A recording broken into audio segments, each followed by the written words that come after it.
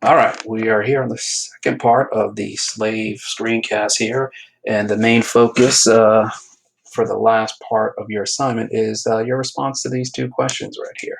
Why teach slavery and why not to teach slavery? Curious to see what your answers are. Anyway, the talk. If we were in class, I would ask you to complete the talk. And what does that mean? Well, let's just say you have a son, daughter in fourth grade, and they come home and somebody has called them the N word. In that moment, it means something to be black in America. Put yourself in this situation. I want you to pause this screencast and what would you say to your child in that moment? Pause it. All right. Now that that task is completed, let's move on and try to understand some more of this slavery stuff here. So I wanted you to read from Lerone Bennett Jr.'s Before the Mayflower, and that's the reading that I asked you to complete. And in the reading, they addressed on page 16 the middle passage. The middle passage is a reference to the journey on the slave ship, either loose or tight packed, from Africa into the New World. It's going to take you about 3 months. Also, notice that in the reading, they mentioned that here, in fact, these were the nations which made war on their more peaceful neighbors and sold them in the peoples who fell under their political, economic, military, cultural hegemony into bondage. That's a reference to the stronger African tribes taking some of the weaker tribes to the coast and then selling them to the Europeans. Why is that important? Well, some people might actually bring that up in a debate, since slavery definitely can get people upset and people go from 0 to 60 in a second with regard to their anger level. Somebody might say, well, it's about race. You're like, well, how could it be about race if Africans sold their own brothers and sisters? What's your response to that question going to be, or that point? And so again, you just have to be aware that that is actually something that has taken place. And Lerone Bennett addresses that particular point there.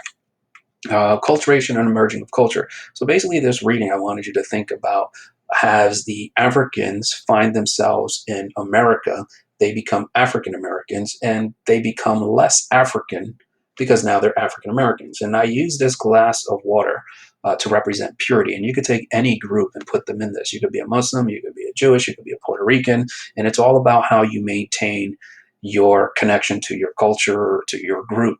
And the more you fuse that with other components, the purity seems to be lost. And so the Africans, let's just say, well, what they're eating in Africa, their style of dress, their style of clothes, they no longer have that as an option in America. So they are no longer, at some point, and their children will have any connection to Africa. They will now become African American. It's like creating a whole different cultural group. And so when I reference the glass of water, that's kind of what I want you to think about.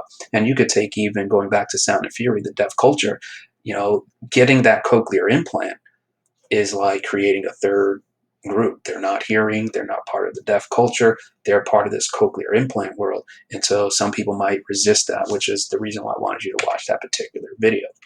The reading also addressed religion, and I think the point there is that when during slavery, the slaves were allowed to practice religion, and that was separate from the master, which is going to create a bonding experience that's unique to that particular group. So religion does play a significant role, and a lot of the leadership historically does come from religion, and we'll address that in a later class. Music. This page 22 just addresses some of the music, some of the drums and the guitars, and how the Africans in America are trying to maintain their sense of music, their sense of dance. They're trying to maintain that, but they find themselves in America, and that is definitely going to alter who they are, which is why in the one with a glass of water, it's about the African American. It's about creating an African American, and yes, that is rooted in slavery, and that creates its own unique set of circumstances. Resisting bondage was by retaining their link with their past, and that right there seems to be the point, which is why I wanted you to watch the scene from Roots. It's about that's what made that scene so significant. Trying to accept the master's name is about you losing your connection to Africa. There's a reading on the site called Make Them Stand in Fear, and I referenced this in the last screencast, and it's all about how think about it, it's a bizarre step, a process. If you are a slave master, these are the steps you would want to follow. Think about it, like the fact that somebody's coming up with a method for you to control your slaves says a lot about the institution of slavery.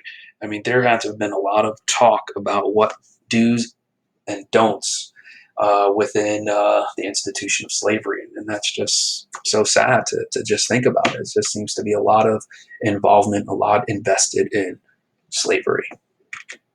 Which brings us up to this question. Why teach slavery? If we were in class, I would want you to think about these two right here.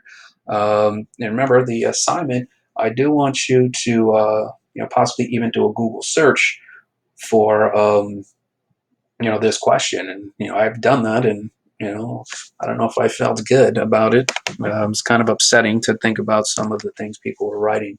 But think about that question: why teach slavery? Is that going to help race relations in America by not teaching it? Is there a lesson to be learned? And maybe you also want to think about how you've been taught slavery prior to this class.